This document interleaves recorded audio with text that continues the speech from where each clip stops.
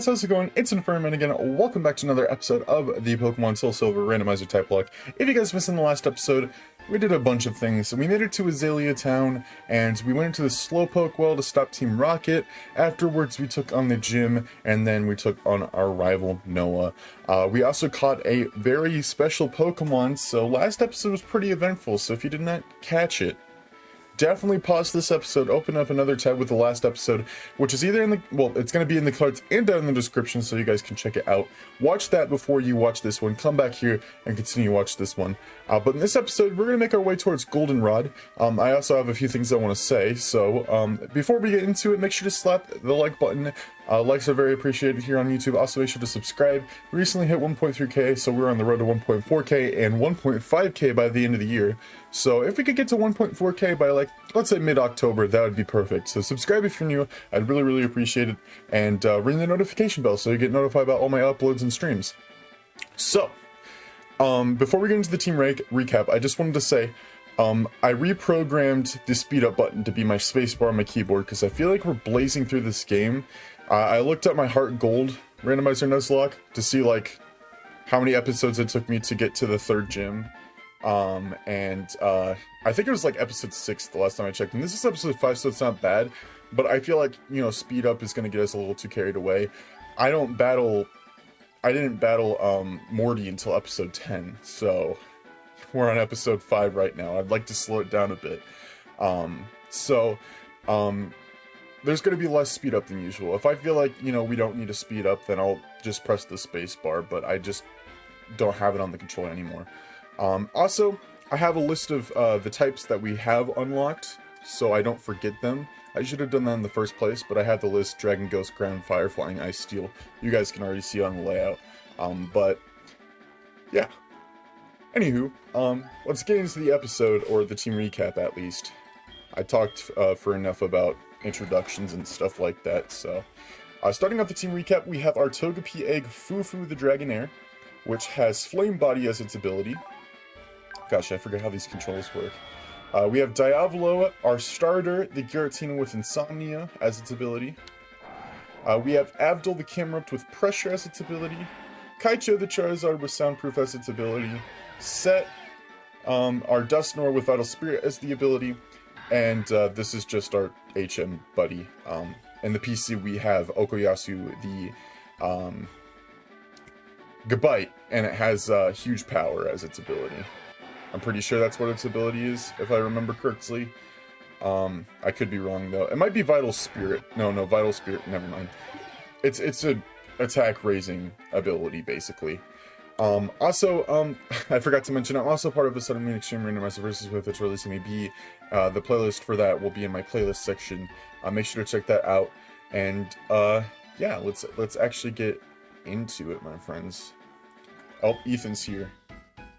Wow, I never even realized that. I don't know how I never realized that, but Ethan or Lyra, depending on, you know, the gender you choose, of course, their grandparents are the ones that run the daycare. That's kind of cool. Because, you know, in the original Gold and Silver, Lyra and Ethan weren't there. The only rival you had was Silver, of course. These aren't even your rival. They're just characters to, like, introduce you to things. It's kind of like Dawn or Lucas, depending on the gender, of course. Which makes sense because, you know, this is a Gen 4 game.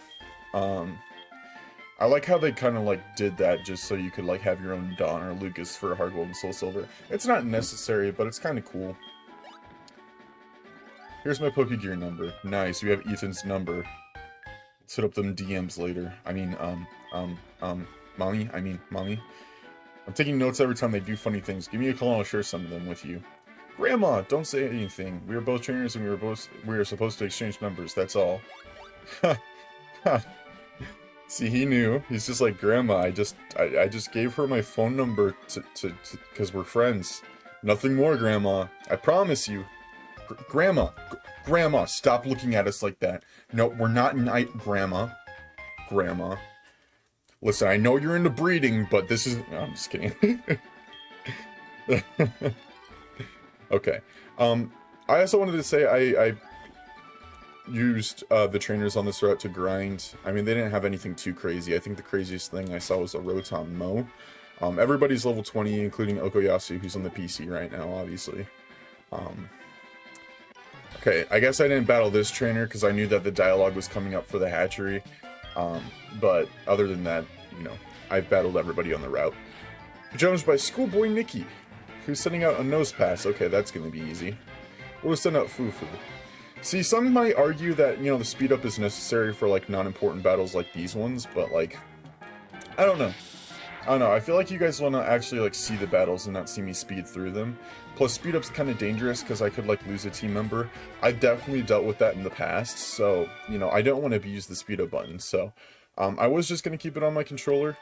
Awesome. No, I'm just going to run into a battle in the grass. Glitched out the game. This will actually speed up for me. Okay, we're back to normal, it's fine. No more glitches. But yeah, I was gonna keep it on my controller just in case I really needed it, but, you know, I don't want to abuse it. So, it's just programmed to the spacebar now. No biggie. Alright. Now we got slacking here.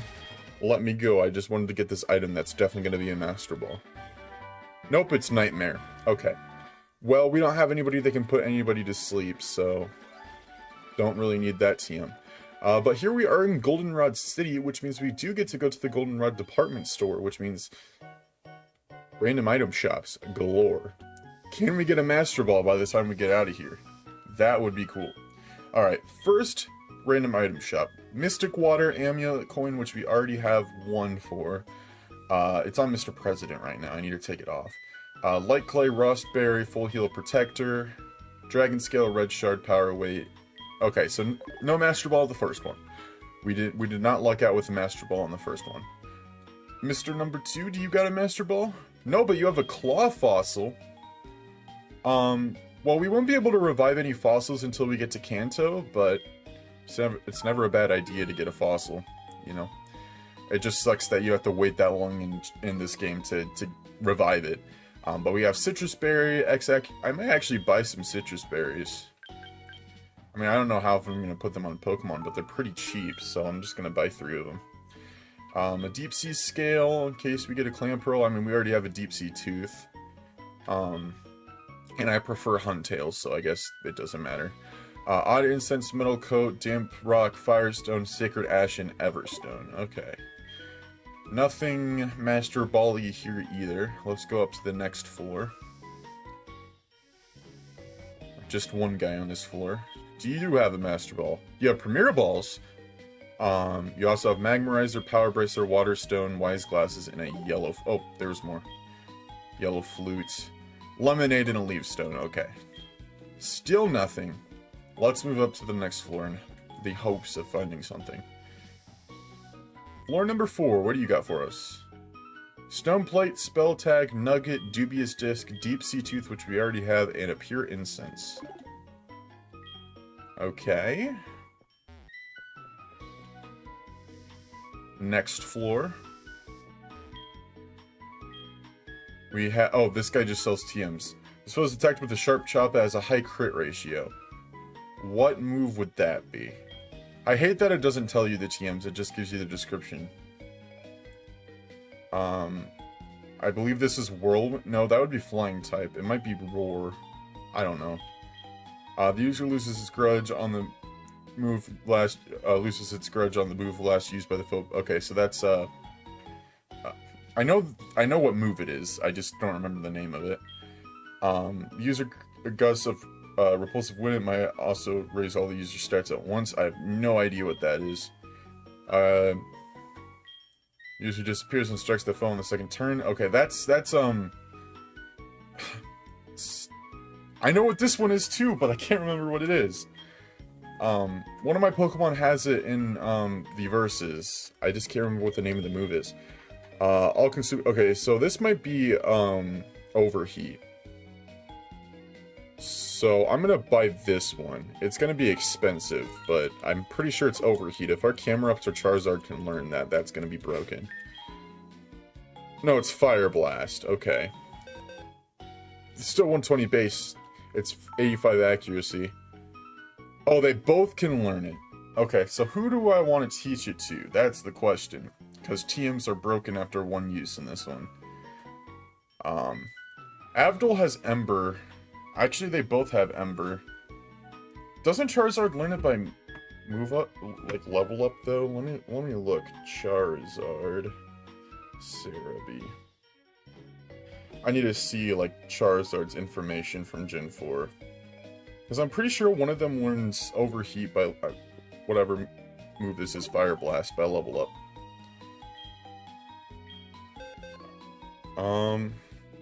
Okay. Looks like Charizard doesn't. It learns Fire Fang at level 28. But it does not learn Fire Blast. Let me look up Camerupt. Camerupt in Gen 4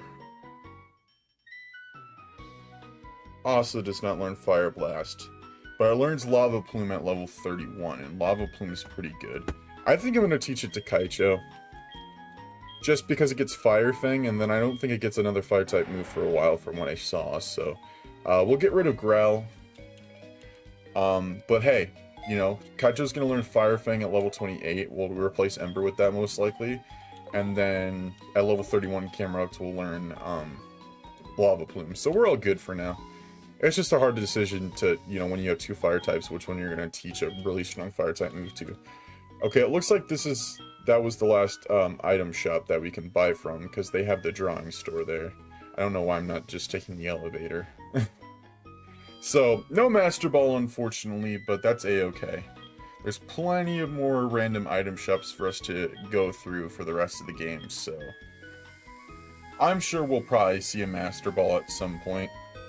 If we're lucky. I mean, the Versus was the first time I had a recorded series where I got a random Master Ball, so, you know, maybe we'll go on a streak and have another series where we get one? I don't know. I'm not trying to force it. We gotta let it come slowly. Alright. Now let's actually, if I go towards the gym, yeah, there's a girl sitting in front of it. So, in Heart Gold and Soul Silver, it's different than Gold and Silver. Whitney is in the radio tower trying to get her radio card. They're trying, like, I guess they, like, put in tropes to get people to, like, get things that they need in the game. And for this one, they're forcing you to actually go get it before you can battle Whitney. So there's Whitney right there. These are going to be some really easy questions, by the way. Would you like to try a quiz? Yes, I would. The first question, can you check the town map with your Pokegear? Yes, you can. You're correct. The second question, Nidorina can only be female. Yes, because the male one is Nidorino. You're correct. The third question, Kurt the Pokeball creator uses apricots as ingredients. No, he uses apricorn. It's impossible to use a TM on Magikarp. This is true, because Magikarp can only use Splash and Tackle, and those are not TMs normally. I only have one more question to go. In Professor Oak's popular show, Pokemon Talk, is he on with Marie? No, he is on with DJ Mary. So, no. And there we go. All 5 questions answered correctly the first time. And now we have the radio card. Perfecto. Wow, you did it! I thought the answer to the third question was surely apricots. Oops, it's time to get back to the gym. Yeah, you fool. Gosh. I don't even think apricots actually exist in the Pokemon world. Because all of their berries are just like actual real world fruits with like weird names. Like the Watmel berry, that's just a watermelon. Nanab berry, that's banana backwards. Without the A at the end. So it's banana. So actually I saw a picture recently that supposedly this gym is shaped like a Clefairy. I never noticed that before. I think that might be true actually.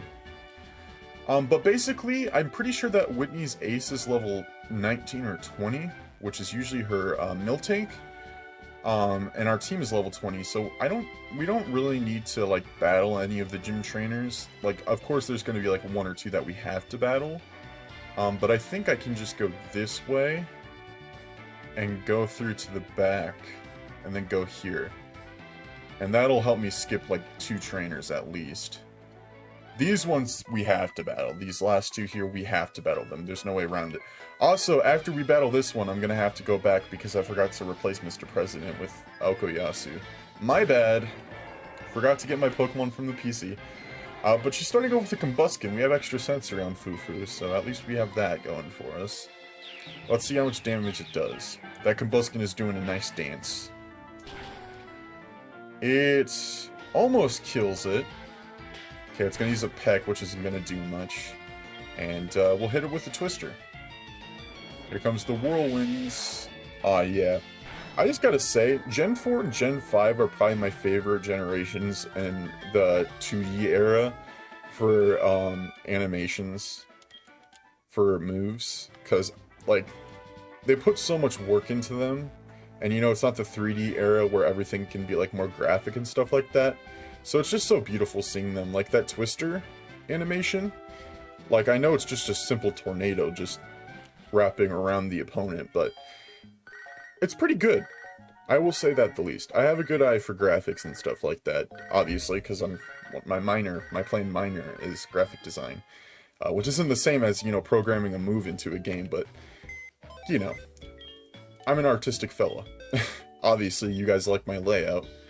Most of my layouts are ones you guys like, so. Like, if you guys have not seen my first series ever on YouTube, the Pokemon Omega Ruby Nuzlocke, take a look at that layout. You would have thought that it was made by a completely different person. And now look at my layouts. I actually learned a thing or two. But yeah, there we go. We got our Okuyasu back. Let's head back to the gym. I love Dragonair's following sprite, by the way. Like, especially the one, like, right here. I love that its tail, like, wraps around behind its body. See, I realize now, like, why people were so obsessed with following Pokemon. I'm really excited that they're making it, like, an actual feature permanently, for the whole game in BDSP. Like, that was shown in the last trailer at the Pokemon Presents well, actually, it's been, like, a month since that Pokemon Presents. Crazy. But, you know, following Pokemon, Let's Go kind of did it, like, brought it back. But I don't think it's, like, as enjoyable. And then, obviously, in Sword and Shield, it was brought in with the DLC. You can't use it in the main game. You can only have it in the DLC. Plus, it's kind of, like, not the greatest, because if you go too far away from your Pokemon, it just disappears and, like, respawns next to you. I think that they're doing it, like, a lot better with BDSP, because, you know, BDSP is supposed to be a callback to the original Diamond and Pearl. So it's not like Sword and Shield, where, you know, the camera pans around and stuff. It's kind of like Let's Go Pikachu, where, you know, it's basically like, you know, scrolling, stuff like that. So, you know, I feel like following Pokemon is easier for them to do, because it's basically like Gen 4, where there's following Pokemon. And the greatest thing about that is that there was following Pokemon in Diamond and Pearl, but it was only in, like, that Pokepark thing, or whatever it's called. So it wasn't that much of a feature. Heart Gold and Soul Silver was where the following Pokemon was most prominent. They made it like a permanent feature, where it was with you all the time. Which, I understand why a lot of people like Heart Gold and Soul Silver. It is a fun game. Honestly, myself, I prefer to play the original Gold and Silver, because I'm nostalgic to it. I keep on hitting my microphone with the controller. I'm sorry if you guys can hear that. But, you know, I just think, you know, BDSP is going to be a really good game, honestly. Because if you guys haven't been around me for a while, you might not know that Sinnoh's not really my favorite generation. I feel like it's kind of slow. It heavily relies on HMs, and, you know, I haven't really been a big fan of the story. But I'm hoping that BDSP turns that around for me, because it feels like it's going to be a really fun game to play already. Plus, I'll be playing it the day of launch, so if you guys are looking forward to BDSP and you want to watch somebody stream it, I'll be doing a vanilla playthrough of Brilliant Diamond day of release. I thought I wasn't going to be able to, because I read my band schedule wrong, and I thought we were going to Illinois for our not competition, for our performance for a game, but no, that team from Illinois is coming to our school. So I don't even have to get up that early that day. Plus, that's our last football game of the season, which means that's the game we're gonna play at halftime and chill. I haven't really talked about Whitney's team so far. She's starting off with a Tentacool. Is she gonna use a potion here? Because it's pretty close to red. Okay, I assume she would. Because gym leaders usually use potions when they're really close to red, or when they're in the red. So she just used one of her potions there. I'm gonna hit it with a Dragon Rage. Let's see how much HP this thing has. It's using Toxic Spikes, but if her other Pokemon is something that we can just send Charizard out against, we don't have to worry about it, because Charizard's flying, so he'll just fly over the spikes. Spikes. Tentacool goes down to Dragon Rage. Fufu's definitely gonna level up to 21 here. Probably not 22 though. Wants to learn Slam. Okay. What are we gonna get rid of then? I mean, Fufu has Flame Body, so if we're gonna use, like, we haven't used Thunder Wave at all. If we're gonna have like any status effect on anything, it's gonna be like Burn. So you know, we'll get rid of Thunder Wave. I know that Paralysis is completely different than Burning, but like, you know, if we have an automatic status effect if the opponent uses a physical move, we don't really need it. Beedrill! She's sending out a Beedrill. Okay, well we can definitely use Kaisho for that. Flying and Fire are both super effective against Beedrill. This will be easy peasy. Is this her Miltank? Yeah, this is her Miltank. Level 19. Should we hit it with a Fire Blast? Should we go Overkill? I'm gonna hit it with a Fire Blast. Yeah, look at this animation. Bringing up the kanji for fire. Just one shot. Yeah, in case you guys didn't know, for Fire Blast or like any moves where like it sends out that symbol, that's the Japanese kanji for fire. Which I'm sure most of you already knew. But the kanji for fire is also on Statlin's face, which is kind of interesting because Statlin's a normal type. But Whitney's crying now because we beat her because she's a little babby. Well, time to head out. Just kidding. Her gym trainer's gonna tell us that she's just crying. She'll stop soon. She always cries when she loses because she's a little baby. What do you want? A badge? Yeah, because I just took on you, a gym leader, so I deserve a badge. Thanks. Playing badge lets your Pokemon use strength outside of battle. Wow!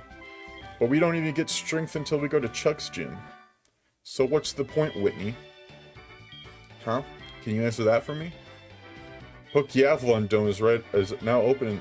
Yeah, whatever. I don't care about the Pokeathlon. I know some people, I've been watching their Heart Gold and Soul Silver series recently, and they've been doing the Pokeathlon. Like, our friend Lonely Hermit, Josh, the first series I ever watched of his was his Heart Gold randomized Nuzlocke for his Gen Sweep, which is where the famous work comes from. That was his Togepi egg. I think it was his Togepi egg, because you don't get any other egg. But he named it Work because it was a lot of work to hatch it, and then that fortress ended up being like his MVP. Until it died. Sorry if you were planning on going back and watching the series, but like, that's the origin of Work. Was an MVP for the longest time and then died. But Work is amazing. It's actually helped me appreciate Fortress more, and I didn't even use Work. But yeah, shout out to Josh. But yeah, he did the Pokeathlon. I remember that, and I was just like, bro, this guy's just out here doing the Pokeathlon. What a Chad. I feel like we already healed our Pokemon, but I'm just doing it again for safety measures. Alright, so we have enough time to head to the next route or two. Maybe we'll get another encounter. We have a bit before we'll actually get to Ecruteak City, so I know that Morty's levels on his Pokemon are 22, 23, and 25. His Gengar's level 25, so he'll have two 22s, a 23, and a 25, I believe, if I remember correctly. So that's all we have to worry about for him. So I probably won't grind up for a bit. I mean, I think it's going to be a little bit before we even get to Ecruteak, so... but we can get our encounter for this route, and, oh, I think I might have to end up battling this guy. I mean, it's better battling this guy than both of those, like this young couple here. So we'll just take on this guy. Hello, Schoolboy Max, sending out a Geodude. Alright, this shouldn't be hard for us. We'll hit it with a Dragon Rage. That should one-shot it. There's no way this thing has more than 40 HP. Get out of here, Geodude. It's a good thing that abilities are randomized, because if this thing had Sturdy, it would have survived. Eevee! That's another easy one-shot.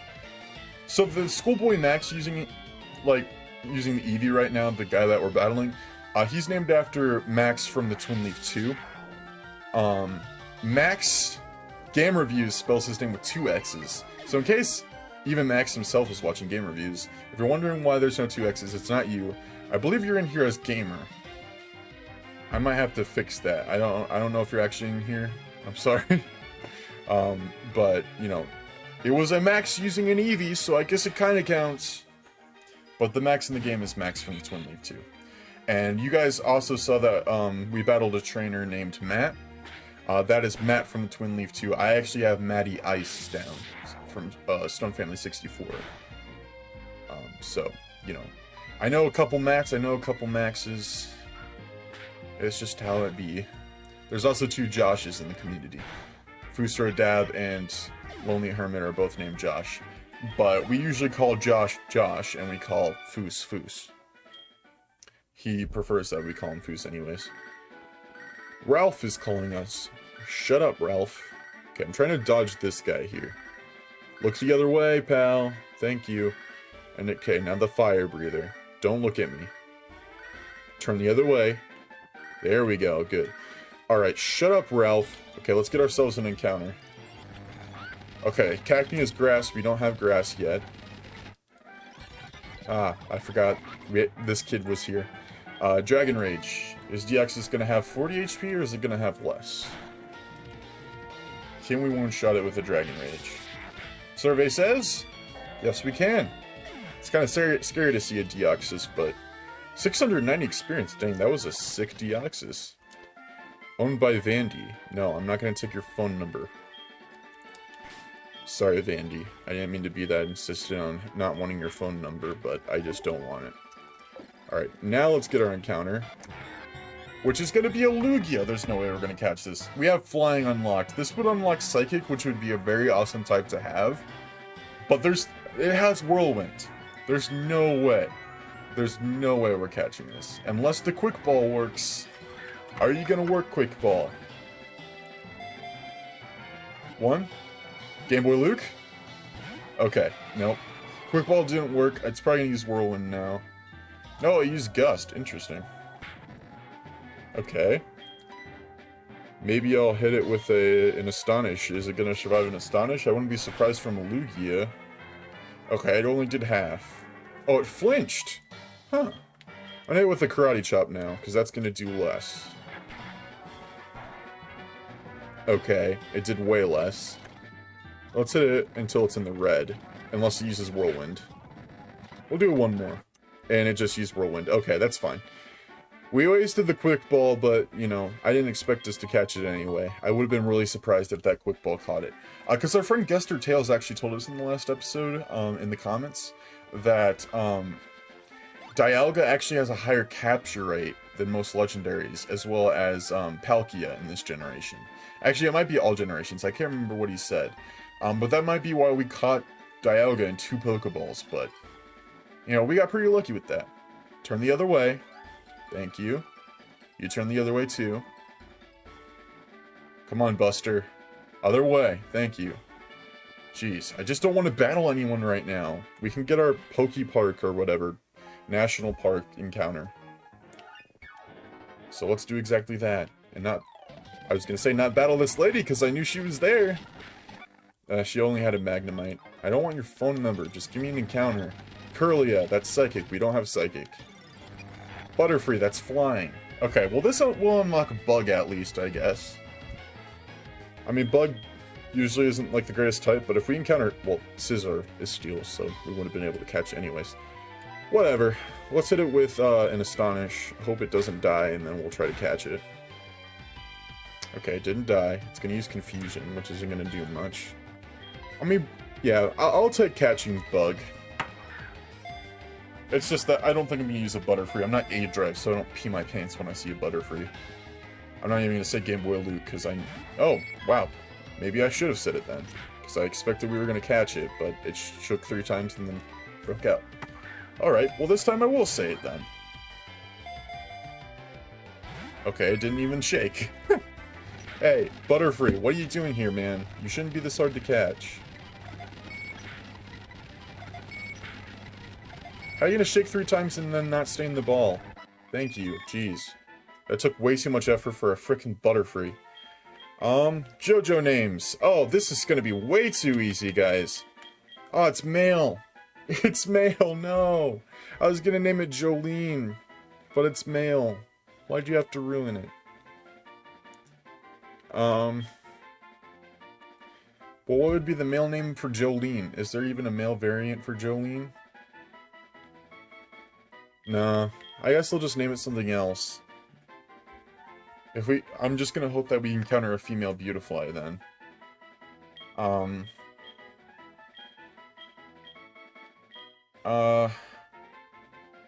What's the name of the kid from, Part 6? Kid from Part 6 JoJo.